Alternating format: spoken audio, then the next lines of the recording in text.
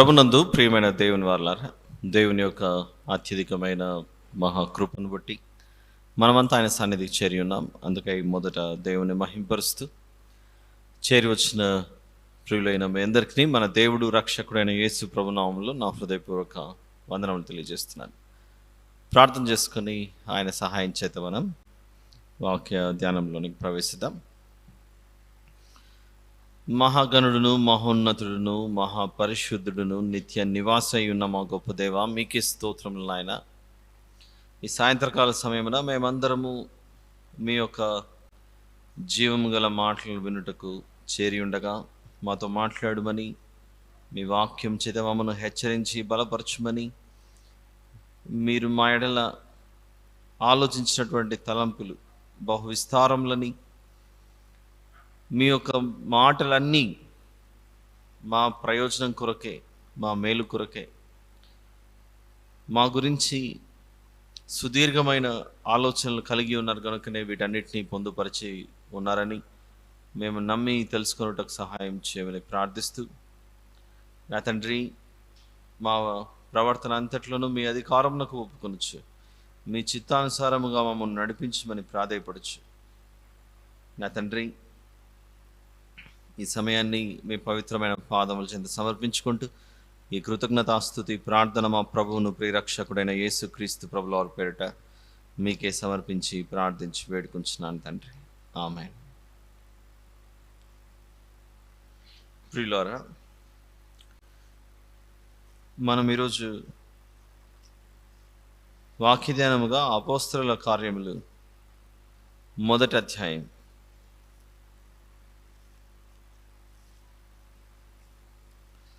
మొదటి నుంచి కొన్ని మాటలు మనం చదువుకున్నాం. ఇప్పుడే మరొకసారి చదువుకొని మనకు ముందుకు వెళ్దాం. అపోస్తలుల కార్యములు మొదటి అధ్యాయం. ఓ థెయోఫిలా, యేసు తాను ఏర్పరచుకొని నా అపోస్తలులకు పరిశుద్ధాత్మ ద్వారా ఆజ్ఞాపించిన తర్వాత ఆయన పరమునకు చేర్చుకొనబడిన దినం వరకు ఆయన చేయుటకును బోధించుటకును ఆరంభించిన వాటినన్నింటినీ గూర్చి నా మొదటి గ్రంథమును రచించి తిని, ఆయన శ్రమ పడిన తర్వాత 40 దినముల వరకు వారికి అగపడుచు దేవుని రాజ్య విషయములను గురించి బోధించుచు అనేక ప్రమాణములను చూపి వారికి తన్ను తాను సజీవునిగా కనుపరుచుకొనెను.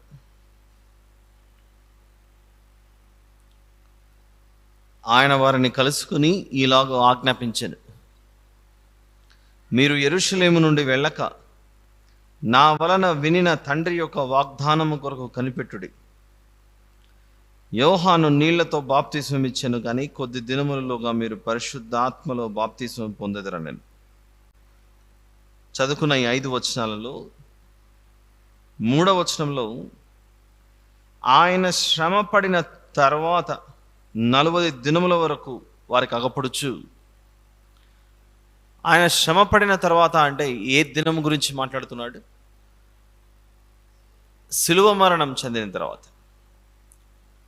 శిలువ మరణమే మనము జ్ఞాపకం చేసుకున్నది. పస్కా పండుగ అని జ్ఞాపకం చేసుకున్నాం. గత బుధవారము మరో ప్రాంతంలో మీటింగ్ ఉండటం చేత నేను మీ మధ్యలోనికి రాలేకపోయాను.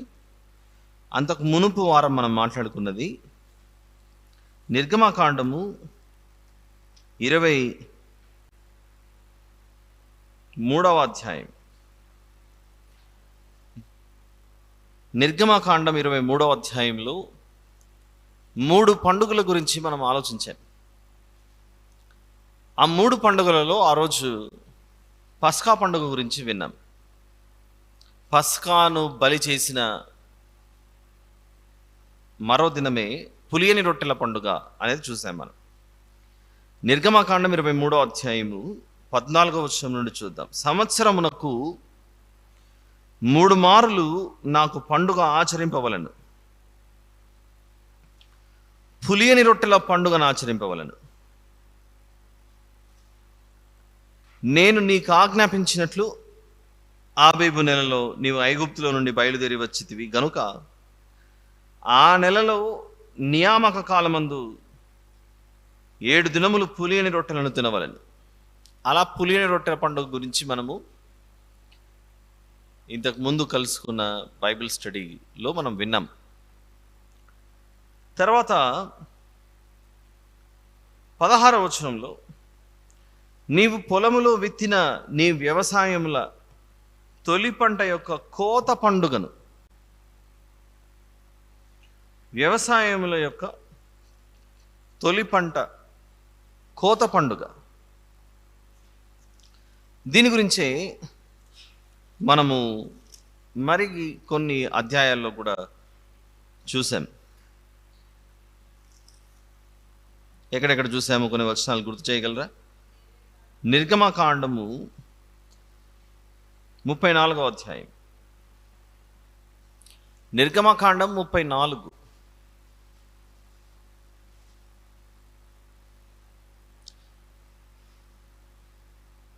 18వ వచనం చూస్తే, మీరు పొంగని వాటి పండుగ ఆచరింపవలను, నేను నీకు ఆజ్ఞాపించినట్లు ఆబీబు నెలలో నియామక కాలమందు 7 దినములు పొంగని వాటిని తినవలను. ఏలయనగా ఆబీబు నెలలో ఐగుప్తుల నుండి మీరు బయలుదేరి వచ్చితిరి అని మొదటి పండుగ గురించి చెప్పాడు. మనకు 2 వారాలు గ్యాప్ వచ్చింది కనుక బహుశా మర్చిపోయి ఉండొచ్చు కొన్ని విషయాలు, అందుకే మళ్ళీ తిరిగి జ్ఞాపకం చేస్తున్నాను. దాని తర్వాత 22వ వచనంలో, మరియు నీవు గోధుమల కోతలో ప్రథమ ఫలముల పండుగను, ఈ ప్రథమ ఫలముల పండుగనే వారముల పండుగ అని కూడా అంటారని మనము విన్నాం. ఈ రీతిగా ఈ పండుగలు జరిగిన ప్రతిసారి మీరు నా సన్నిధిలో కనపడాలి అని చెబుతున్నాడు దేవుడు. ఈ వారముల పండుగ గురించి మనకు లేవియాకాండం 23వ అధ్యాయంలో ఈ వారములేంటి,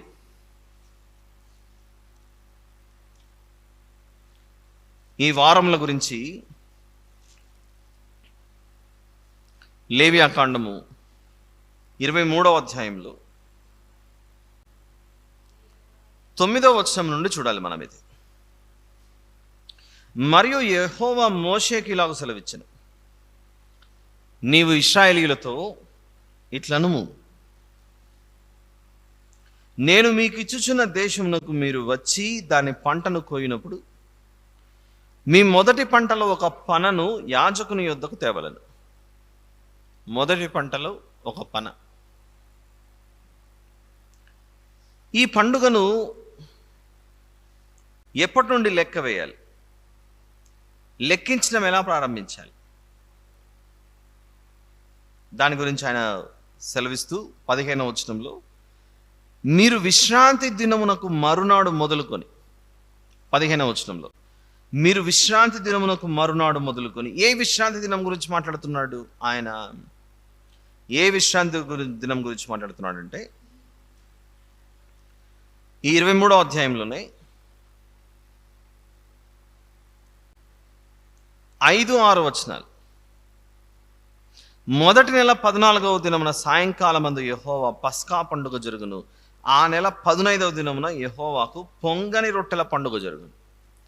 అంటే మొదటి నెల 14వ తేదీ సాయంత్రం పస్కా పండుగ అని విన్నాం. దాని మరుసటి రోజే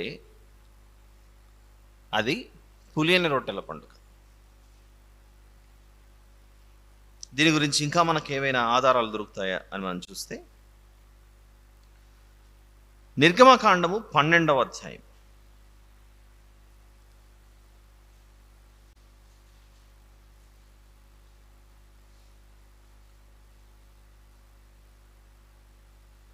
నిర్గమకాండం 12, 17వ వచనం, పులియని రొట్టెల పండుగను మీరు ఆచరింపవలెను.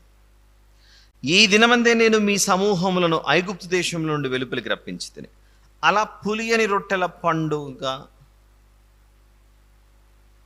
చేస్తున్నప్పుడు, ఆ పులియని రొట్టెల పండుగ లేదా పస్కా పండుగ తర్వాత వచ్చేదే విశ్రాంతి దినం. దీని గురించి మరికొంత సమాచారం మనకు ద్వితీయోపదేశ కాండము 16వ అధ్యాయం, ఇది కూడా చూద్దాం.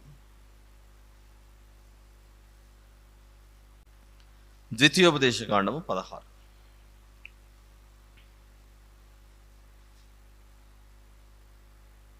తొమ్మిదవ వచనంలో 7 వారములను నీవు లెక్కింపవలెను. 7 వారములు. ఈ 7 వారములను లెక్కించి పంట చేని పైని కొడవలి మొదట వేసినది మొదలుకొని 7 వారములను లెక్కించాలి. ఒక వారమునకు 7 రోజులు. అలా 7 వారాలు లెక్కిస్తే ఎన్ని రోజులు అవుతుంది? 49 రోజులు అవుతుంది. ఈ 49 రోజుల గురించి ఆయన వివరిస్తూ ఈ 16వ అధ్యాయంలో మనకి 3 పండుగల గురించి వివరిస్తూ దేవుడు అనేక విషయాలు తెలియపరుస్తాడు. ప్రియులారా, దీని గురించి మనం క్రొత్త నిబంధనలోనికి వెళ్ళి మత్తయి సువార్తలో యేసు ప్రభువును సిలువకేసి కొట్టి చంపేసిన తర్వాత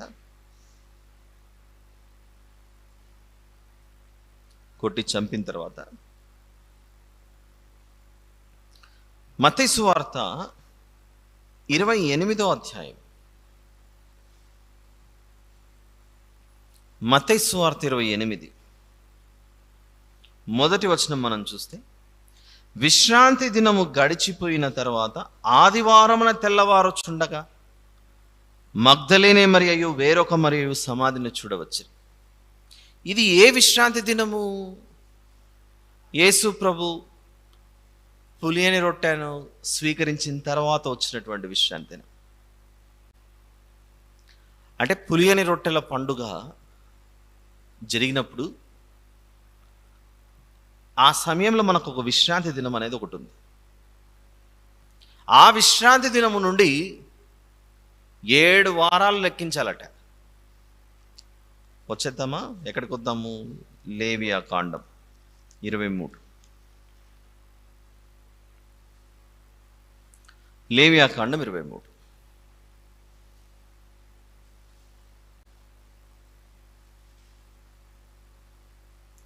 వచనం, మీరు విశ్రాంతి దినమునకు మరునాడు మొదలుకొని, అనగా అల్లాడించు పనను మీరు తెచ్చిన దినము మొదలుకొని 7 వారములు లెక్కింపవలెను. ఒక క్షణం ఇక్కడ ఆగి అన్ని వివరాలను జాగ్రత్తగా పరిశీలిద్దాం. ఇప్పుడు ఎన్ని రోజులుగా మనం విన్న చాలా సందర్భాలు, ఎన్నో విలువైన విషయాలు తెలుసుకున్నాం. ఈరోజు మీరు వినబోయేది కూడా చాలా గొప్ప విషయం. ఎవరైతే రాలేదో వారు చాలా మిస్ అయిపోతున్నారు ఈరోజు. ఇశ్రాయేలీలు ఆబీబు అనే నెలలో ఐగుప్తుల నుండి బయలుదేరారు. ఆ ఆబీబు అనే నెలలో ఏ రోజు సాయంత్రం పస్కాను బలి చేశారు? 14వ తేదీ సాయంత్రం. పస్కాను బలిచ్చిన మరుసటి రోజే పులియని రొట్టెల పండుగ చేయాలి. అంటే అది 15వ తేదీ. ఇశ్రాయేలీలు బయలుదేరినప్పుడు 14వ తేదీ సాయంత్రం పస్కాను బలి చేశారు. ఆ రక్తాన్ని వాళ్ళ ఇంటి ద్వార బంధముల మీద పూసుకున్నారు. ఉన్న పాటున పిండి ముద్దలతో సహా పిసికినటువంటి పిండితో అలానే బయలుదేరేశారు ఐగుప్తులో నుండి రాత్రికి రాత్రే. అంటే 15వ తేదీ వీరు బయలుదేరారు.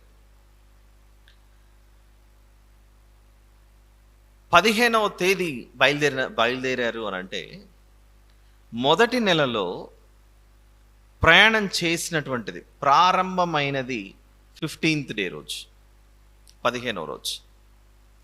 వీళ్ళు ఏ రోజున సీనాయి కొండ వద్దకు చేరుకున్నారో మనము 19వ అధ్యాయంలో చూసాం. నిర్గమకాండం 19లో చూసాం. ఏ నెలలో ఏ రోజున వీళ్ళు సీనాయి కొండకు చేరుకున్నారన్నది. 19వ అధ్యాయం మొదటి వచనం, ఇశ్రాయేలీలు ఐగుప్తు దేశము నుండి బయలుదేరిన 3వ నెలలో, వారు బయలుదేరిన నాడే 3వ నెల ఆరంభ దినమందే వారు సీనాయి అరణ్యమునకు వచ్చిరి. మనం వింటున్నది అపోస్తల కార్యాలు 1వ అధ్యాయమే. ఈరోజు వాక్య ధ్యానం. అపోస్తల కార్యాలు 1వ అధ్యాయం అర్థం అవడానికి ఇవన్నీ చుట్టుకొని వస్తున్నాం మనం. లెక్కేద్దాం. మొదటి నెలలో, ఆబీబ్ అనే నెలలో 15వ రోజు ప్రారంభమైతే, మొదటి నెలలో 15వ రోజు ప్రారంభమైతే మొదటి నెలలో ఇంకెన్ని రోజులు ప్రయాణం చేసి ఉండాలి? అదొక 15-16 డేస్. రెండవ నెల కూడా పూర్తిగా ప్రయాణం చేశారు. రెండవ నెలలో ఒక నెలకు 30 రోజులైతే రెండవ నెల 30 రోజులు ప్లస్ మొదటి నెలలో 16 రోజులు ఇంచుమించు. 30 + 16 ఎంత అయింది? 46. సీనాయి కొండ వద్దకు ఎప్పుడు వచ్చారు? 3వ నెల మొదటి రోజు వచ్చేసారు. అంటే ఐగుప్తులో వీళ్ళు బయలుదేరిన ఆ రోజు నుండి సీనాయి కొండ వద్దకు రావడానికి వీళ్ళకి ఎన్ని రోజులు పట్టింది? 46 రోజులు, ఇంచుమించుగా 46 డేస్.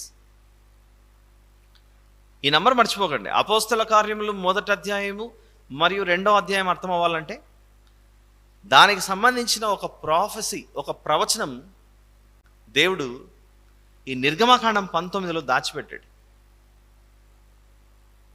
దీనికి మరియు మనం ఆ 3 పండుగలలో 2వ పండుగ చూస్తున్నాం, చూసారా? వారముల పండుగ అని. ఆ వారముల పండుగకు దేవుడు లింక్ చేసి పెట్టాడు. దాన్ని ఎలా చేశాడు అని ఆలోచిస్తే, మొదటి పండుగ ఏమో పులియని రొట్టెల పండుగ, రెండవ పండుగ కోతకాల పండుగ, ప్రథమ ఫలముల పండుగ లేదా వారముల పండుగ, ఇన్ని పేర్లతో పిలిచారు. లాస్ట్ టైం, ఈరోజు ప్రొజెక్టర్ లేదు, వీలైతే ఆన్లైన్లో మళ్ళీ దీన్ని అప్లోడ్ చేసినప్పుడు లాస్ట్ వీక్ మనం చూపించినటువంటి టేబుల్ ఏదైతే ఉందో ఆ టేబుల్ని అక్కడ మీకు డిస్ప్లే చేస్తారు. మొదటి పండుగ ఏమో పస్కా, పాస్ ఓవర్ అని పిలిచారు ఇంగ్లీష్లో. రెండవ పండుగను హెబ్రీ భాషలో అయితే షవూత్ అని పిలిచారు. ఎవరైనా రాసుకొని ఉంటే మీ బుక్స్లో అలా కనపడచ్చు. మొదటి పండుగ పస్కా అయితే రెండవ పండుగ హెబ్రీ భాషలో షవూత్. గ్రీకు భాషలోకి వచ్చిన తర్వాత దాన్నే పెంతెకోస్తు అని పిలిచారని చెప్పాను. గుర్తుందా అందరికీ ఈ విషయం? గ్రీకు భాషలో పెంతెకోస్తు, హెబ్రీ భాషలో షవూత్. మంచి టైంకి మనకి ఇక్కడ ప్రొజెక్ట్ లేకుండా అయిపోయింది, కానీ గుర్తు తెచ్చుకోండి. రెండవ పండుగ పేరేంటి? హెబ్రీ భాషలో షవూత్,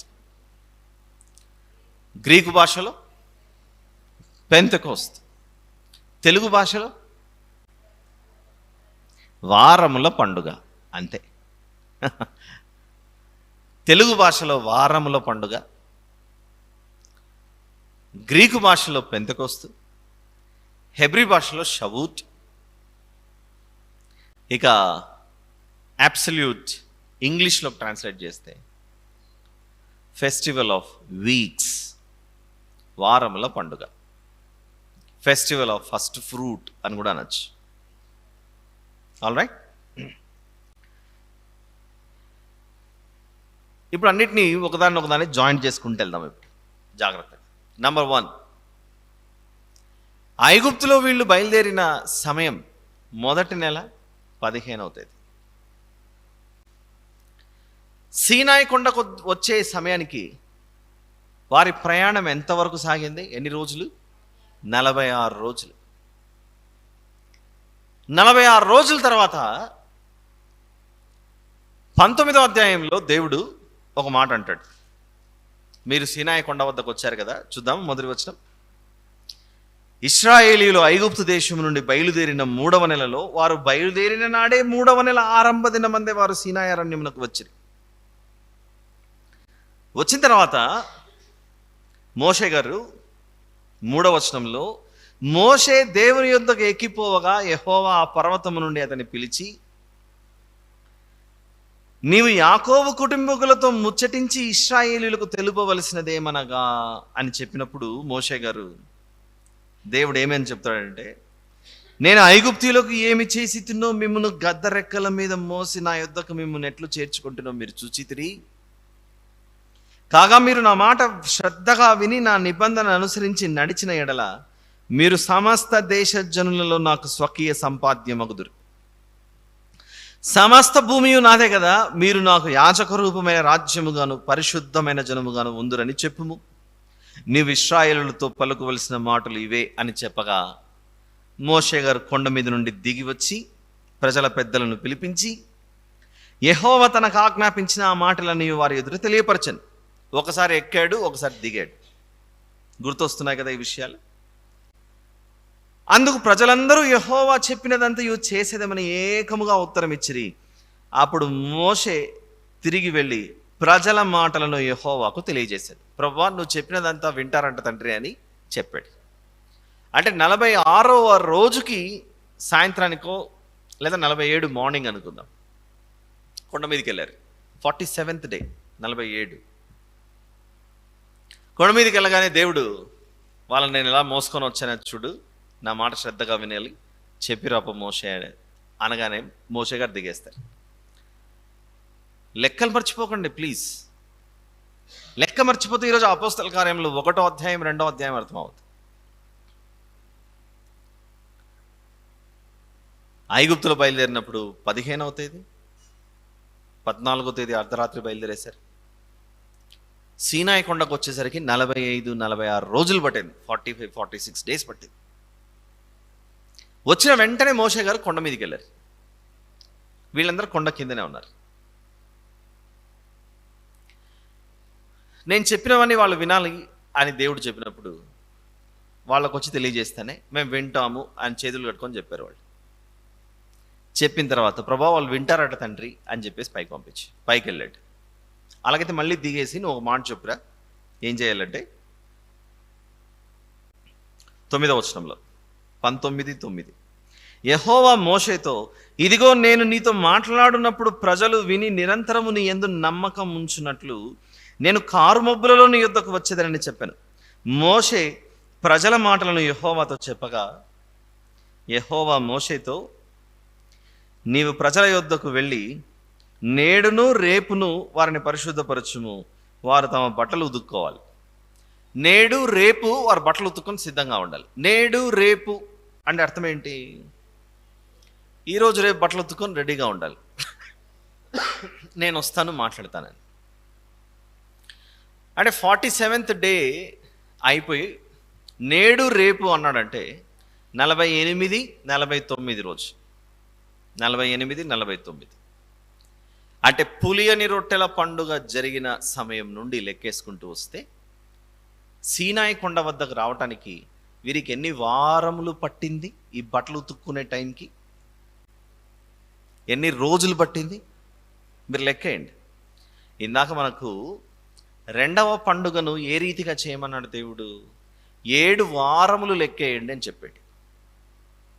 7 వారములు లెక్కేస్తే ఎన్ని రోజులు వచ్చాయి మనకు? 49. 7 వారములు, 7 వీక్స్, 7 sevens are ఎంత? 49. 49 అనే లెక్క మనకు ఎలా తేలుతోంది అని చూస్తే ఐగుప్తులో నుండి వీరు బయలుదేరిన రోజు నుండి పస్కా పండుగకు ఆ పస్కాను బలి చేసినప్పటి నుండి లెక్కేసుకుంటూ మనం వెళ్ళిపోయామంటే సీనాయి కొండ వద్ద వీళ్ళు బట్టలు ఉతుక్కునే టైంకి ఎన్ని రోజులు పడుతుంది? 49, 7 వీక్స్ అవుతుంది. అర్థం అవ్వలేదా? అర్థమైందా? అందరికీ అర్థమైందిగా. మొదటి నెలలో వీళ్ళు బయలుదేరినప్పుడు 15వ రోజు, అది 14వ తేదీ పస్కాను బలి చేశారు, పిండిని కలుపుకున్నారు. అక్కడేమో జ్యేష్ఠ సంతానం చనిపోయింది. ఐగుప్తు రాజు మిగిలిన ప్రజలందరూ మీరు వెళ్ళిపోండి అనేసరికి ఆ రోజే ఆ రాత్రే వాళ్ళు ఉన్నపాటున బయలుదేరుతూ ఐగుప్తీయుల వద్ద అందరి దగ్గర బంగారు వెండి అన్నీ వసూలు తీసుకొని గొప్పవారిగా బయలుదేరుతారు. బయలుదేరి ప్రయాణం సాగి 3వ నెల మొదటి రోజుకు వచ్చారు. 3వ నెల మొదటి రోజుకు వచ్చేసరికి దాదాపుగా మనకు 46 రోజుల ప్రయాణం అని తెలిసింది. వచ్చిన వెంటనే వీళ్ళందరూ కొండ దగ్గర ఉన్నారు. మోషే గారు మాత్రమే పైకి ఎక్కారు. 47 అనుకుందాం కొద్దిసేపు. 47వ రోజు, 47th డే. దేవుడు చెప్పిన విషయాలన్నీ మళ్ళీ కిందికి వచ్చి చెప్పాడు. మేము అన్నీ వింటామని చెప్పారు. చెప్పిన తర్వాత మళ్ళీ మోషే గారు కొండ మీదకి వెళ్తే, అలాగైతే నేను వీళ్ళతో మాట్లాడడానికి దిగి వస్తున్నాను, వాళ్ళు ఏం చేయాలంటే నేడు రేపు బట్టలు ఉతుక్కొని 3వ దినానికి రెడీగా ఉండాలని చెప్పాడు. ఇక 3వ దినానికి సిద్ధంగా ఉండాలి అని చెప్పాడంటే ఆ 3వ దినం ఎన్నవ రోజు అవుతుంది లెక్కేసుకుంటూ వెళ్తే 49 ప్లస్ 1 50వ రోజు. 50వ రోజు. ఐగుప్తులో నుండి వీరు పులియని రొట్టెల పండుగ అనేది చేశారో, పస్కాను బలి చేసిన తర్వాత పులియని రొట్టె నుండి సీనాయి కొండ వద్ద దేవుడు వీరికి కనపడే సమయానికి 7 వారములు పూర్తయి ఒక రోజు యాడ్ అయింది. 50 రోజులు. ఏదైతే సీనాయి కొండ వద్ద బట్టలు ఉతుక్కొని మీరు సిద్ధంగా ఉండండి, నేను వచ్చి మీతో మాట్లాడతాను అని దేవుడు చెప్పాడు, ఆ దినం అయ్యేసరికి 7 వారములు సంపూర్తయ్యి 50వ దినం వచ్చింది. లెక్కేయండి, మీరు కూడా అర్థమైపోతుంది. అంటే ఈ పండుగలలో, దేవుడు చెప్పిన ఈ పండుగలలో మొదటి పండుగ ఏమో వాళ్ళు ఐగుప్తులో ఉండగానే పస్కాను పులియని రొట్టెల పండుగలు చేస్తుంటే, సీనాయి కొండ వద్దకు చేరుకున్న తర్వాత, ఎర్ర సముద్రం దాటుకొని సీనాయి కొండ వద్దకు వచ్చిన తర్వాత దేవుడు వీరిని 50వ రోజు కలిశాడు. కొండ దిగి ఎలా దిగాడో కూడా చూద్దాం, అది చాలా బాగుంటుంది. 10వ వచనం చూద్దాం. యెహోవా మోషేతో, నీవు ప్రజల యొద్దకు వెళ్ళి నేడును రేపును వారిని పరిశుద్ధపరచుము, వారు తమ బట్టలు ఉదుక్కొని 3వ నాటికి సిద్ధంగా ఉండవలెను. నేడు రేపు అనే మాట కౌంట్ ఏంటి? కౌంట్ మర్చిపోకూడదు. 46 దినాలు ప్రయాణం చేసి 47వ రోజు సీనాయి కొండ ఎక్కాడు. ఒక విషయం చెప్పాడు, దిగాడు, మళ్ళీ ఎక్కాడు పైకి. 48, 49 మీరు బట్టలు ఉతుక్కొని సిద్ధంగా ఉండాలి. బట్టలు ఉతుక్కొని సిద్ధంగా ఉండే సమయానికి 49 రోజులు అయ్యాయి. 49 రోజులు అనేసరికి వారు పులియని రొట్టెల పండుగ చేసినప్పటి నుండి ఈ బట్టలు ఉతుక్కునే సమయానికి ఎన్ని వారాలు అయిపోయాయి? 7 వారాలు అయిపోయాయి. 50వ రోజు ఎప్పుడైతే దేవుడు దిగొచ్చి మీతో మాట్లాడతానని చెప్పాడో, వాళ్ళు ఇప్పుడు మురికి బట్టలు వేసుకొని ఉంటారా, ఉతుక్కున్న బట్టలు వేసుకొని ఉంటారా? నేడు రేపు బట్టలు ఉతుక్కోండి అని చెప్పాడు కదా ఆయన. 10వ వచనం, 19వ అధ్యాయం 10వ వచనం దయచేసి అందరూ చూడండి. యెహోవా మోషేతో, నీవు ప్రజల యొద్దకు వెళ్ళి నేడును రేపును వారిని పరిశుద్ధపరచుము, వారు తమ బట్టలు ఉతుక్కొని 3వ నాటికి సిద్ధంగా ఉండవాలని. ఒకరోజు ఉతుక్కున్నారు, ఆరాయి, మళ్ళా ఇస్త్రీ చేసుకునేది ఉంటే ఒకవేళ ఇస్త్రీ చేసుకోవడం 2వ రోజు చేసుకుంటే, ఇంకా ఉతికిన బట్టలు వేసుకొని దేవుడు మాతో మాట్లాడతాడంట అని ఏ రోజుకు వీళ్ళు సిద్ధంగా ఉండాలి? 3వ రోజుకి. బట్టలు ఉతుక్కోవడము, ఇస్త్రీ చేసుకోవడం అన్నీ రెడీ చేసుకొని సిద్ధంగా దేవుని మాటలు వినడానికి 3వ నాటికి సిద్ధంగా ఉండండి అని 11వ వచనంలో చెప్పాడు. ఈ 3వ నాటికి సిద్ధంగా ఉండాలి అని దేవుడు చెప్పిన సమయానికి ఖచ్చితంగా రోజులు మనం లెక్కేసుకుంటూ వస్తే, ఐగుప్తు నుండి బయలుదేరినప్పటి నుండి ఇక్కడ 3వ రోజు వచ్చే సమయానికి టోటల్ డేస్ హౌ మెనీ? 46కు చేరుకున్నారండి సీనాయి కొండకు. 47వ రోజు కొండ ఎక్కాడు. ఒక విషయం చెప్పగానే మళ్ళీ దిగాడు, అయిపోయింది. 2వ రోజు మళ్ళీ ఎక్కాడు, అది 48. 48కి రాగానే దేవుడు today tomorrow ask them to wash their clothes and be ready అన్నాడు. టుడే టుమారో అంటే అర్థమైపోతుంది 48, 49. టుడే టుమారో కంప్లీట్ చేయండి బట్టలు ఉతుక్కోవడం, ఈరోజు రేపు అన్నాడు. 49 అయింది. బట్టలు ఉతుక్కొని ఇంకా 3వ నాటికి సిద్ధంగా ఉండాలంటే 49 తర్వాత ఇంకే నెంబర్ వస్తుంది? 50. అమ్మా 50వ రోజుకి దేవుడు చెప్పే సమయానికి సిద్ధంగా ఉండాలి. 50వ రోజు కొత్త బట్టలు వేసుకొని కూర్చొని ఉన్నారు అక్కడ. అంటే ఉతికిన బట్టలు. ఇంకా షాపింగ్ లేవు కదా, అరణ్యంలో షాపులు ఎక్కడ ఉంటాయి కొనడానికి.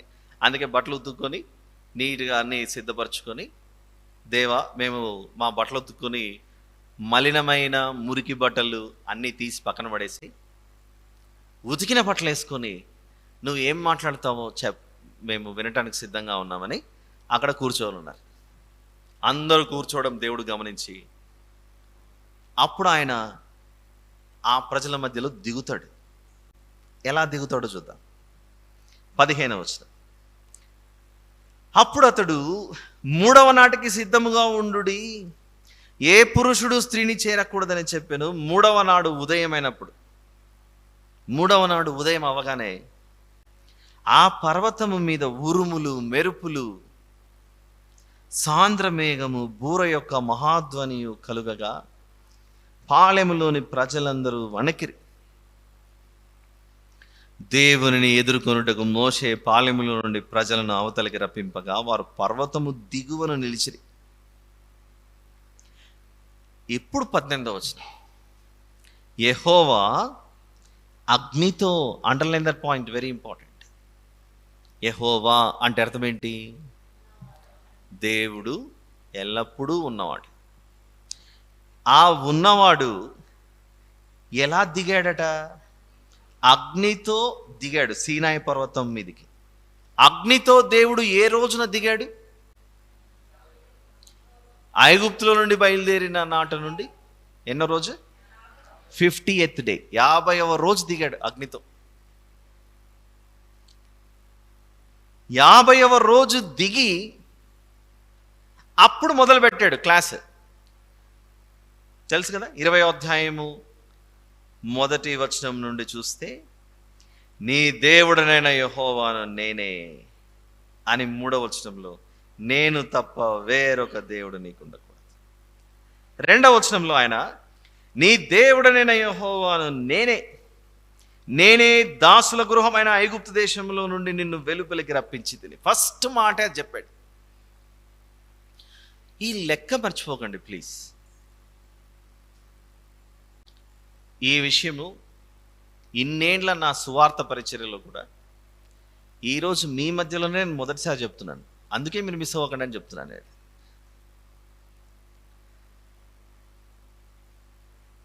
46వ తేదీ ప్రయాణం అయిపోయింది, 47కు చేరుకున్నారు. దేవుని లెక్కలు ఎంత ఖచ్చితమైనవో ఈరోజు మనకు చాలా అద్భుతమైన విషయాలు బయటపడాలి. పస్కా అనే గొర్రెపిల్లను బలి చేశారు 14వ తేదీ. పస్కా గొర్రెపిల్ల అయిపోయిన రోజే పులియని రొట్టెల పండుగ వెంటనే మొదలైంది. యేసు ప్రభు తాను అప్పగింపబడిన రాత్రి ఒక రొట్టెను పట్టుకొని, ఆ రొట్టె ఏమిటది? పులియని రొట్టె. ఇది నేను అంటున్నాడు ఆయన. అంటే పాత నిబంధనలో కనపడిన గొర్రెపిల్ల మరియు పులియని రొట్టె ఎవరో కాదు, మన రక్షకుడైన యేసు ప్రభు. పులియని రొట్టె నుండి లెక్కేసుకుంటూ పోతే 49వ రోజుకి బట్టలు ఉతుక్కొని సిద్ధంగా ఉన్నారు జనాలు. 50వ రోజు ఇంక సిద్ధంగా అందరు కూర్చున్నారు. యేసు ప్రభు యొక్క సిలువ మరణం సంభవించిన తర్వాత ఆ పులిని రొట్టె సిలువ మీద వేలాడినప్పుడు ఆ మరుసటి విశ్రాంతి దినం మొదలుకొని లెక్కేసుకుంటూ పోతే, పాత నిబంధనలో దేవుడు సీనాయి పర్వతం వద్ద ఎలా దిగాడట? 18వ వచనంలో అగ్నితో దిగి, ఆ అగ్నితో దిగిన తర్వాత ఆయన చెప్పిన మొదటి మాటే, నేను మిమ్మును దాసుల గృహంలో నుండి విడిపించాను అంటున్నాడు. 20వ అధ్యాయం 2వ వచనం, నీ దేవుడనైన యెహోవాను నేనే, నేనే దాసుల గృహమైన ఐగుప్తు దేశంలో నుండి నిన్ను వెలుపలికి రప్పించితిని. నేను తప్ప వేరొక దేవుడు నీకు ఉండకూడదని, నేను మిమ్మును దాస గృహంలో నుండి విడిపించానని మొదటి మాట 50వ రోజు చెప్పాడు ఆయన. 50వ రోజు చెప్పాడు. ఇది మనకు అర్థమైతే ఇదంతా మీరు జ్ఞాపకం చేసుకుని, ఆయన అపోస్తలుల కార్యములు 1వ అధ్యాయంలో, ఈరోజు మన వాక్య ధ్యానం అదే. అపోస్తలుల కార్యములు 1వ అధ్యాయం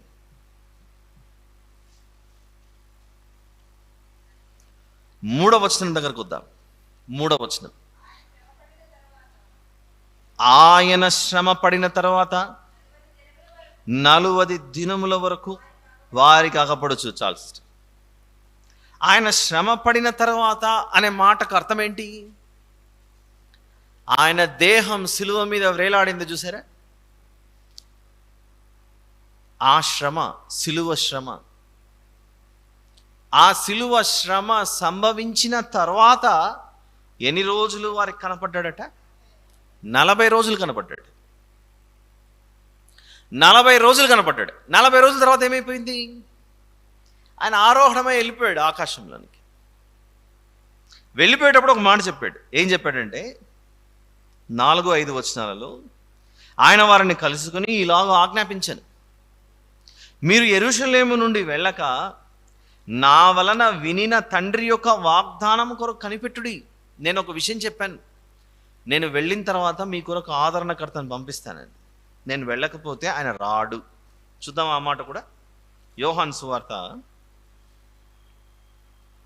14వ అధ్యాయం 16వ వచనంలో, యోహాను సువార్త 14:16. నేను తండ్రిని వేడుకొందును, మీ యొద్ద ఎల్లప్పుడూ నుండుటకై ఆయన వేరొక ఆదరణకర్తను అనగా సత్యస్వరూపియగు ఆత్మను మీకు అనుగ్రహించును. అలానే 13వ వచనము 16వ అధ్యాయం 16-13. లేకపోతే 7వ వచనం చూద్దాం. 16వ అధ్యాయం 7వ వచనం. అయితే నేను మీతో సత్యము చెప్పుచున్నాను, నేను వెళ్ళిపోవుట వలన మీకు ప్రయోజనకరం. నేను వెళ్ళిపోవుట వలన మీకు ప్రయోజనకరం. నేను వెళ్ళని ఎడల ఆదరణకర్త మీ యొద్దకు రాడు. నేను వెళ్ళిన ఎడల ఆయనను మీ యొద్దకు పంపుదును.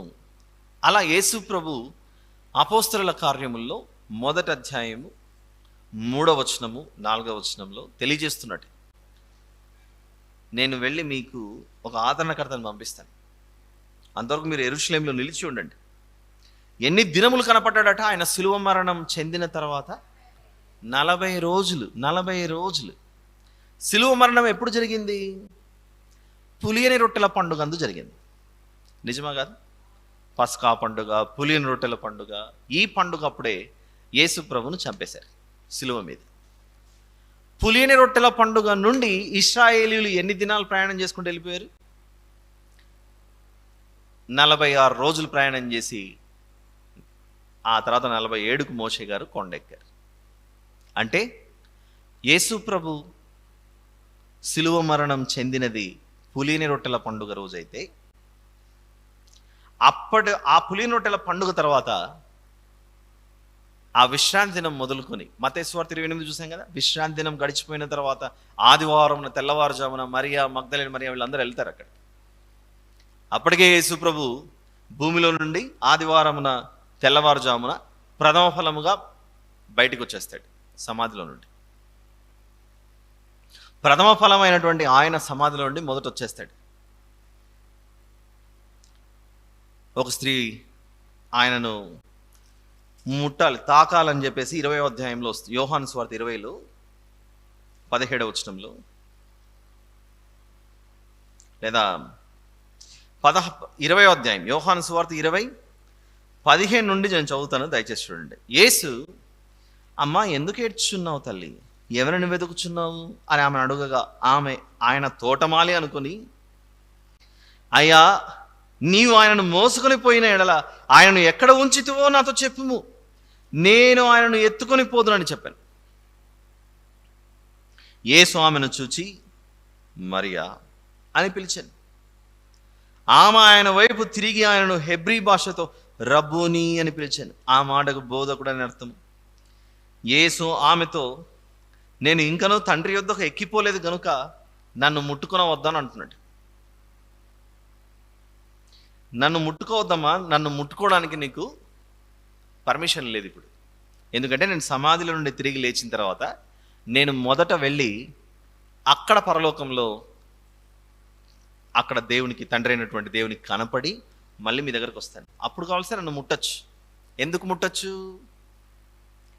అదే 20వ అధ్యాయం 24, 25లో తోమా గారికి దేవుడు ఒక ఆఫర్ ఇస్తున్నాడు. యేసు ప్రభు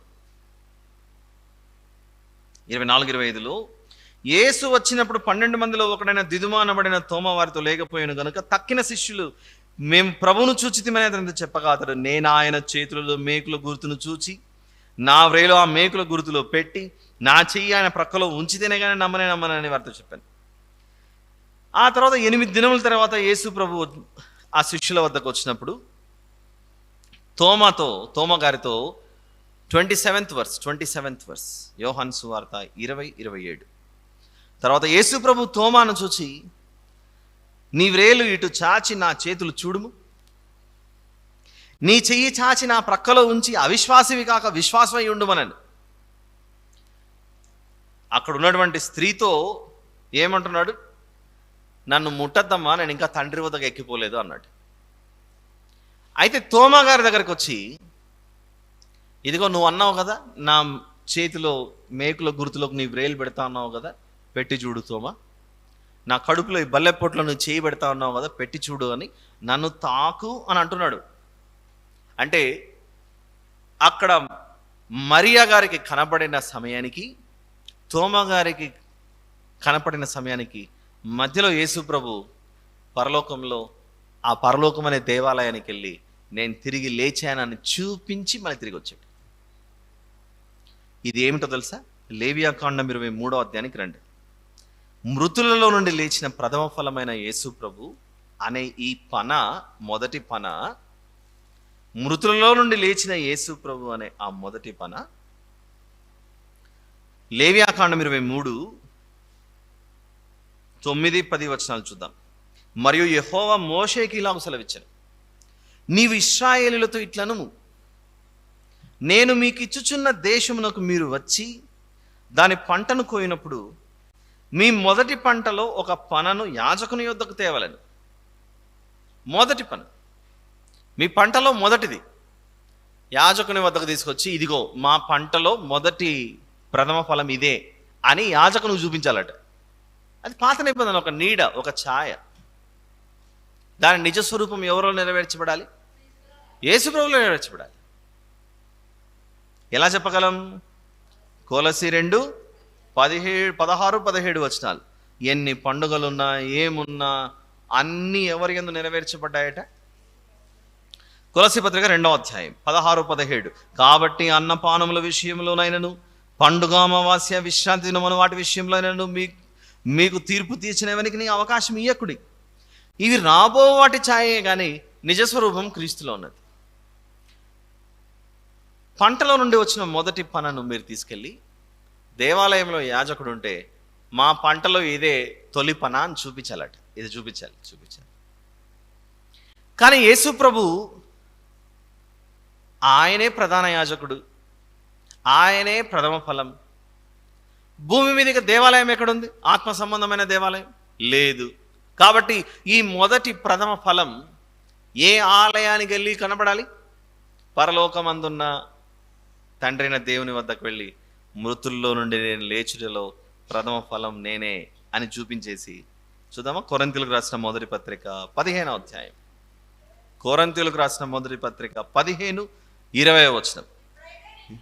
ఇప్పుడైతే నిద్రించిన వారిలో ప్రథమ ఫలముగా క్రీస్తు మృతులలో నుండి లేపబడి ఉన్నాడు.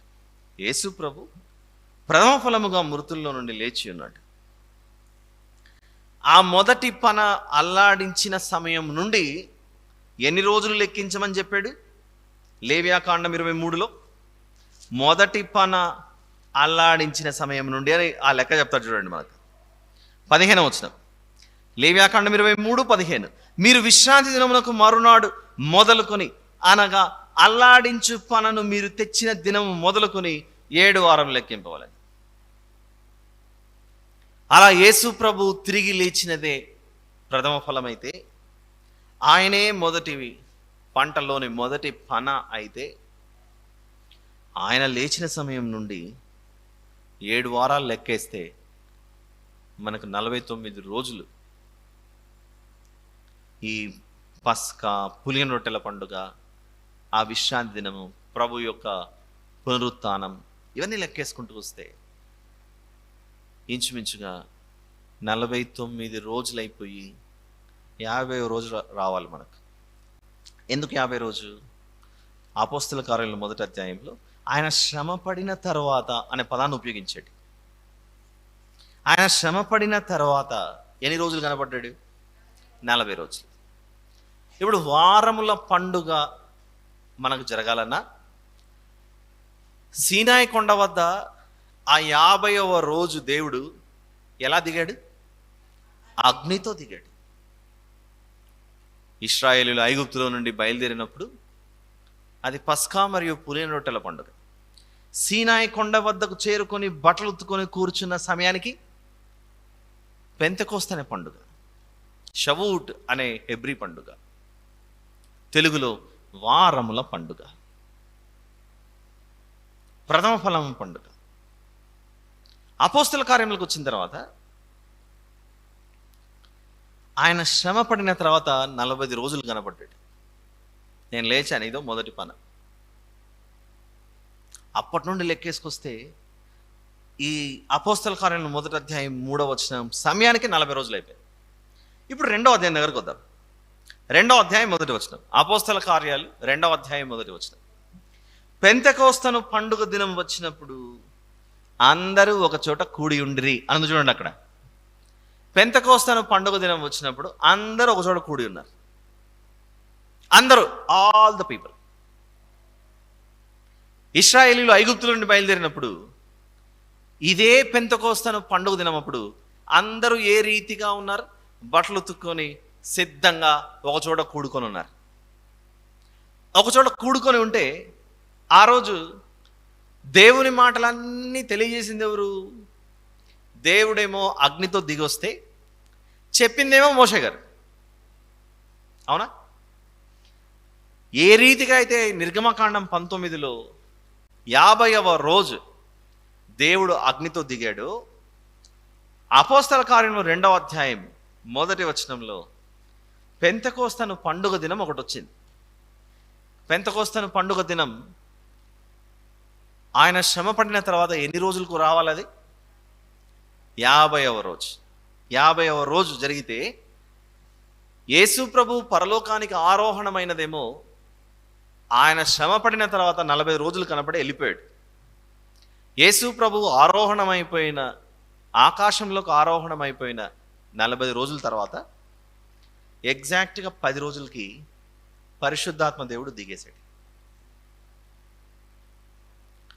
పరిశుద్ధాత్మ దేవుడు పెంతెకోస్తు పండుగ దినం వచ్చినప్పుడు అందరూ ఒక చోట కూడుకొని ఉన్నారు. అందరూ ఒక చోట కూడుకొని 2వ వచనంలో ఎలా దిగాడో చూడండి పరిశుద్ధాత్మ దేవుడు. అప్పుడు వేగముగా వీచు బలమైన గాలి వంటి ఒక ధ్వని. ఇప్పుడు నిర్గమకాండం 19 కూడా తీసి చూడండి ఎలా ఉంటుందో, కాంబినేషన్ ఎంత బాగుంటుందో. అంటే నిర్గమకాండం 19 అనేది అపోస్తల కార్యములకు సంబంధించిన ఒక ప్రవచనం. ఇది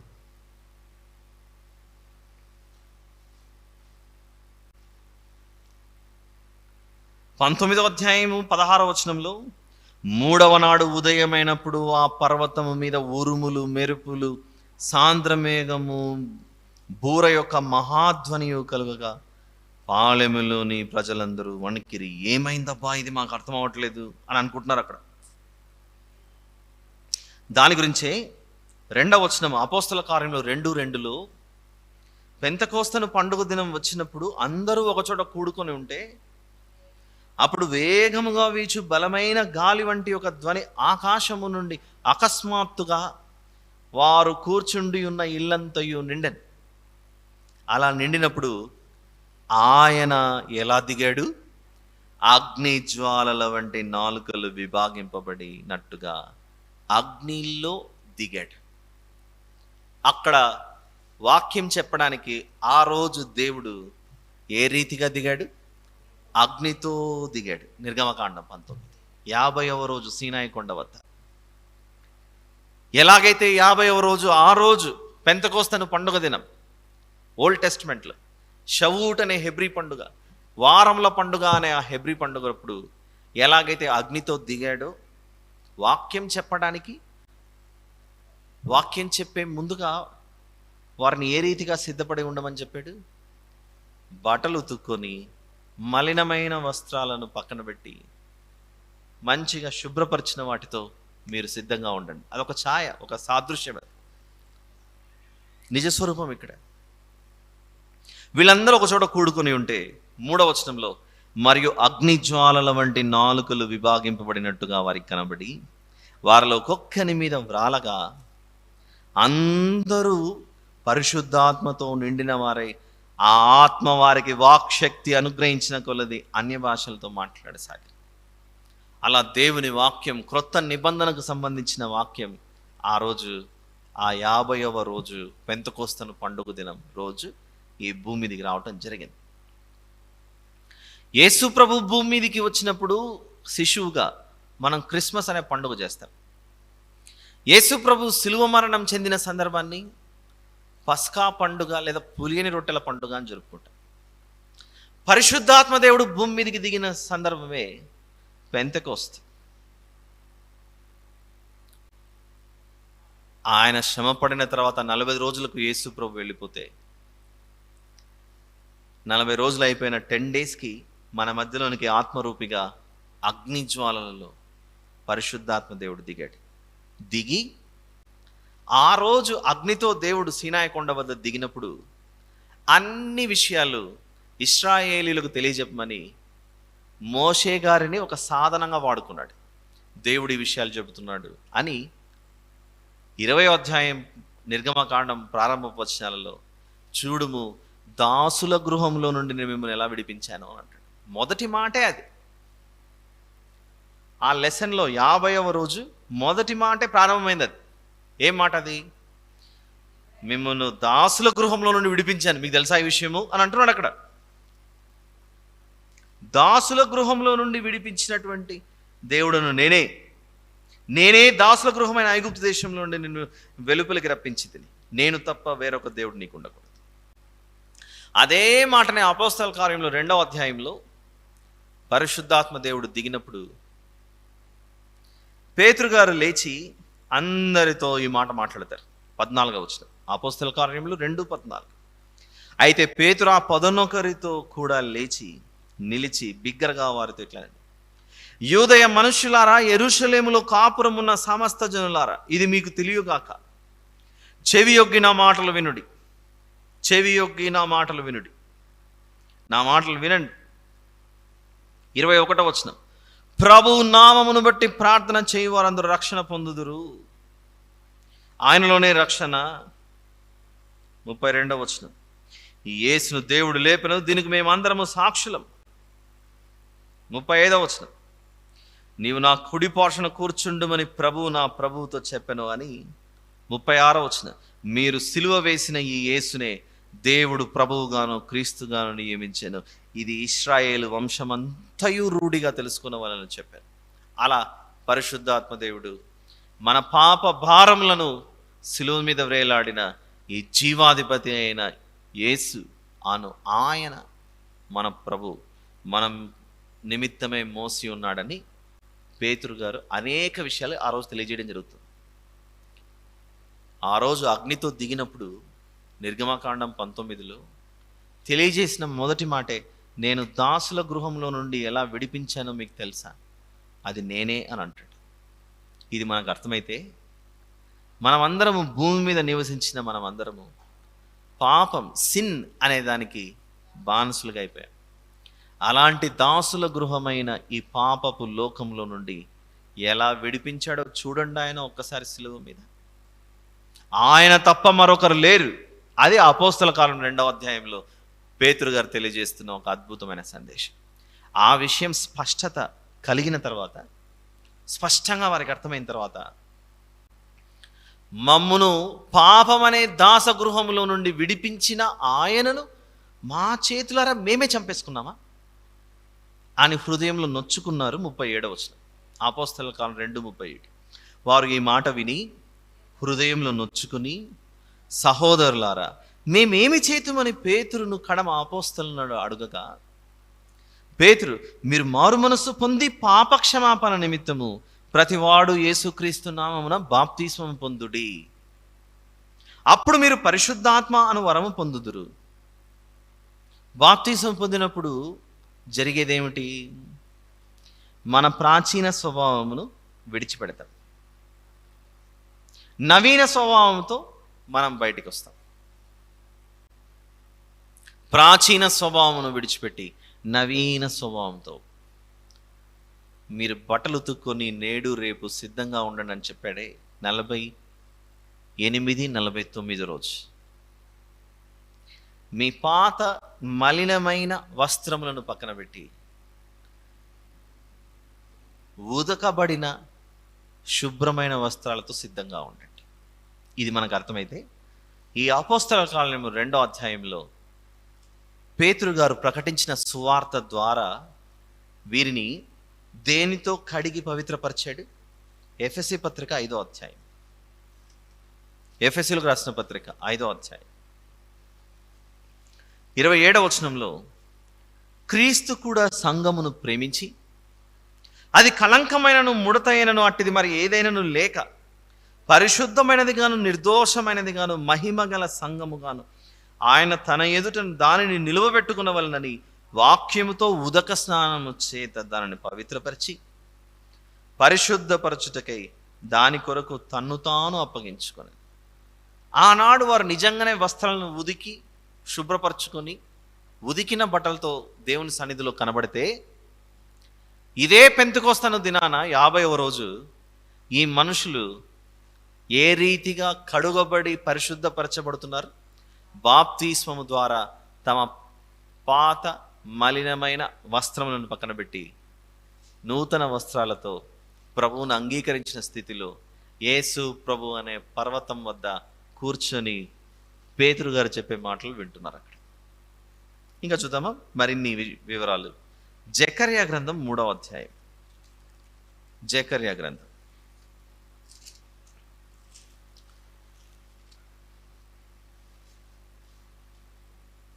జకర్యా గ్రంథం 3వ అధ్యాయం 3-4 వచనాలు, పేజ్ నంబర్ 778 ఓల్డ్ టెస్టిమెంట్లో.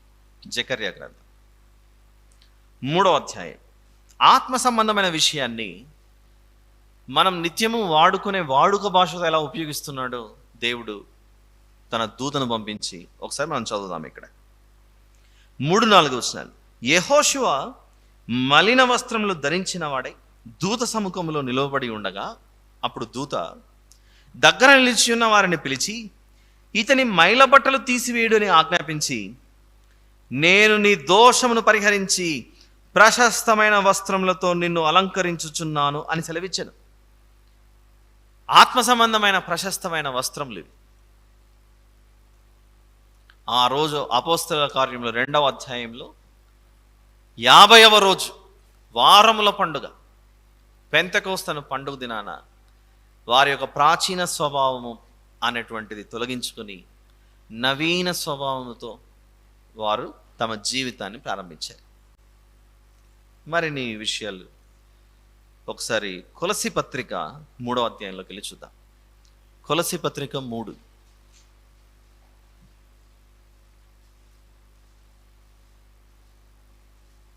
కొలసి పత్రిక 3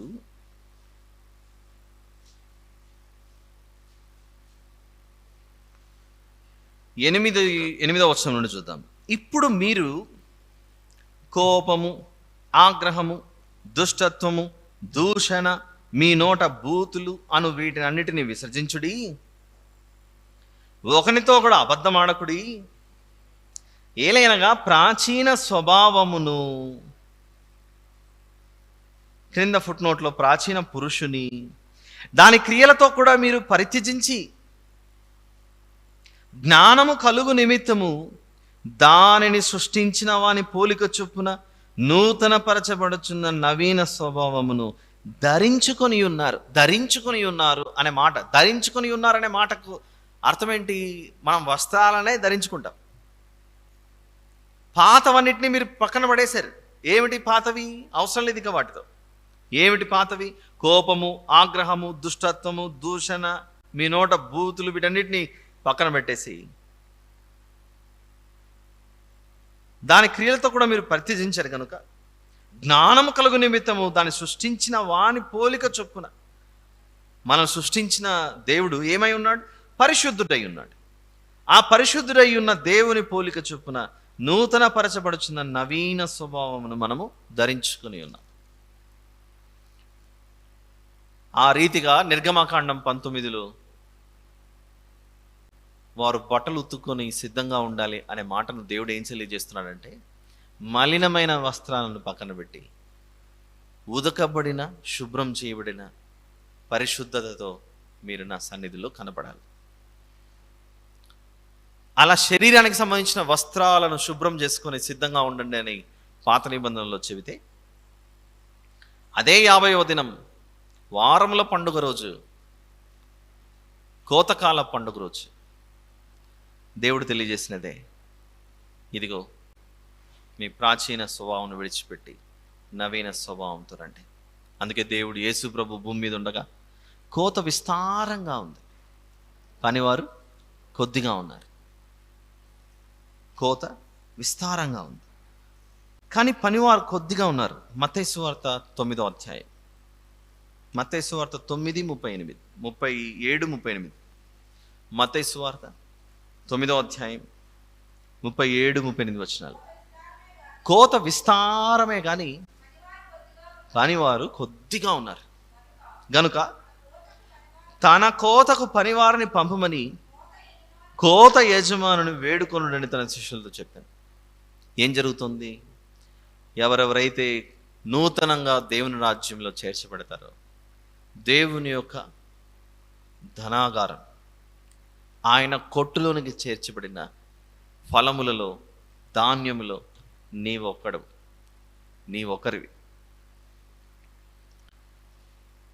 కాబట్టి మొదటి పండుగేమో పస్కా లేదా పులియని రొట్టెల పండుగ, ప్రభు యొక్క శిలువ త్యాగం, ఇవన్నీ సూచిస్తే, రెండవ పండుగ ఏదైతే ఉందో దానికి ఉన్న పేర్లు ప్రథమ ఫలముల పండుగ, కోతకాల పండుగ, వారముల పండుగ. ఎన్ని 3 పేర్లు ఎందుకున్నాయి అని అంటే, ప్రథమ ఫలం యేసు ప్రభు, ప్రథమ ఫలం యేసు ప్రభు, కోతకు సిద్ధంగా ఉన్నది మనమే. అది ఎప్పుడు సాధ్యమైంది అని అంటే, అపోస్తల కార్యములు 2వ అధ్యాయంలో పెంతెకోస్తు అనే పండుగ దినం. గ్రీకు భాషలో పెంతెకోస్తు, హెబ్రీ భాషలో షవూట్, తెలుగు భాషలో వారముల పండుగ. ఏం జరిగింది? ఐగుప్తులో నుండి వీరు బయలుదేరిన తర్వాత 50వ రోజుకి దేవుడు వారిని పరిశుద్ధపరిచి, పవిత్రపరిచి, వాక్యమును వారి చేతిలో పెట్టాడు. అది పాత నిబంధన. అలానే క్రొత్త నిబంధనకు వచ్చిన తర్వాత ఆయన శ్రమ పడిన తర్వాత 40 రోజులు కనపడి, మీరు ఇక్కడే ఉండండి, ఆదరణ కొరత వస్తాడని ఆ 40 రోజులు అయిపోయిన 10 రోజులకి పెంతెకోస్తు పండుగ దినం వచ్చింది. రాగానే పరిశుద్ధాత్మ దేవుడు అగ్నితో, అగ్ని జ్వాలలలో వారి మధ్యలో దిగి వారిని పరిశుద్ధపరచుటకు, ప్రాచీన స్వభావమును పక్కన పెట్టి దాన్ని కాల్చివేసి నవీన స్వభావమును వారిలో నింపటానికి ఆనాడు పరిశుద్ధాత్మ దేవుడు దిగి ఈ రోజుటి వరకు మన మధ్యలో పనిచేస్తున్నాడు. ఇలా రెండవ పండుగ. మొదటి పండుగ చాలా సులభంగా అర్థమైపోయిందండి. గొర్రెపిల్ల యేసు ప్రభు ఇంటి మీద రక్తపు గుర్తేసుకున్నారు. మనమే ఆయన ఇల్లు, ఆ రక్తం చేత మనం కడుగుబడాలి. పులియని రొట్టె ఎంత పరిశుద్ధంగా ఉంటుందో మన దేహం కూడా, మన జీవితాలు కూడా ప్రభువుకి అంత పరిశుద్ధంగా ఉండాలి అనేది మనకు అందులో అర్థమైంది. రెండవ పండుగలో నేర్పిస్తున్నది, ఆయన ఎలాగైతే పరిశుద్ధుడో మనం ఎలా పరిశుద్ధులుగా మారాలి. ఇదిగో మనల్ని ఈ ప్రయాణం గుండా తీసుకెళ్తాడు. మొదట ఆయన తిరిగి లేచిన తర్వాత మగ్దలేనే మరియతో అక్కడ, అమ్మా నువ్వు నన్ను ముట్టకు, నేను వెళ్ళి కనపడాలి అని యేసు ప్రభు సమాధి నుండి తిరిగి లేచిన తర్వాత ప్రథమ ఫలముగా పరలోకమనే దేవాలయంలో దేవుని వద్దకు వెళ్ళి కనపడి, నేను తిరిగి లేచిన అని చెప్పి మళ్ళీ కిందికి వచ్చి, తోమా నన్ను ముట్టు, నీకు అనుమానం ఉందిగా, అప్పుడు తాకద్దు అని చెప్పాడు, ఇప్పుడు తాకు అంటున్నాడు. అంటే ఇది ఏ ప్రవచనం నెరవేర్చబడినట్లు?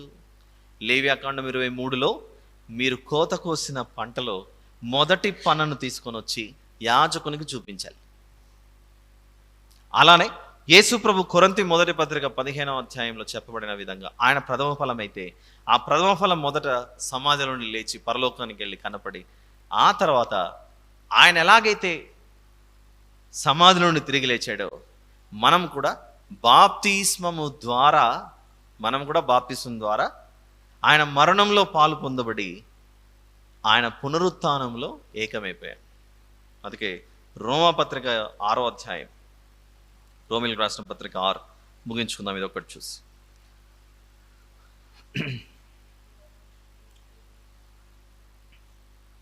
3వ వచనంలో, క్రీస్తు యేసులోనికి బాప్తిసం పొందిన మనం అందరము ఆయన మరణంలోనికి బాప్తిసం పొందుతామని మీరు ఎరుగరా అని చెప్పి, 5వ వచనంలో, ఆయన మరణం యొక్క సాదృశ్యమందు ఆయనతో ఐక్యము గలవారమైన ఎడల ఆయన పునరుత్థానం యొక్క సాదృశ్యమందును ఆయనతో ఐక్యము గలవారమై ఉంది. ఎలాగైతే ప్రభు సమాధిలో నుండి తిరిగి లేచాడు ప్రథమ ఫలముగా, మనము మన ప్రాచీన స్వభావమును ఆ నీటిలో పాతిపెట్టి యేసు ప్రభు పునరుత్థానమునకు సాదృశ్యంగా మనం ఇలా క్రొత్తగా జన్మించిన వారముగా నీటిలో నుంచి బయటకు వస్తున్నాం. ఇదే ఈ వారముల పండుగ, ప్రథమ ఫలముల పండుగ. దేవుని కొరకు ఆయన కొట్టులో చేర్చబడిన ఆత్మలుగా మనం ఉన్నాం.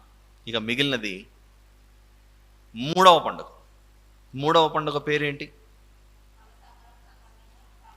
ఫల సంగ్రహ పండుగ, పర్ణశాలల పండుగ, గుడారాల పండుగ. దాని గురించి తెలుసుకోవాలనుకుంటే మనం ఎదురు చూడాలి. ప్రభు చిత్తమైతే వచ్చే వారం వరకు. అంతవరకు సెలవు. ప్రార్థన చేసుకో. ప్రేమగల తండ్రి, కృపగలిగిన మా దేవ, పరిశుద్ధుడైన మా తండ్రి, మీకే స్తోత్రములు నాయన. ఇంతవరకు వినిపించిన వాక్యంలో అన్ని ఆనందమే, అన్ని సంతోషమే. మా జీవితాలకు మీరు ఏర్పాటు చేసిన ఈ పండుగలు,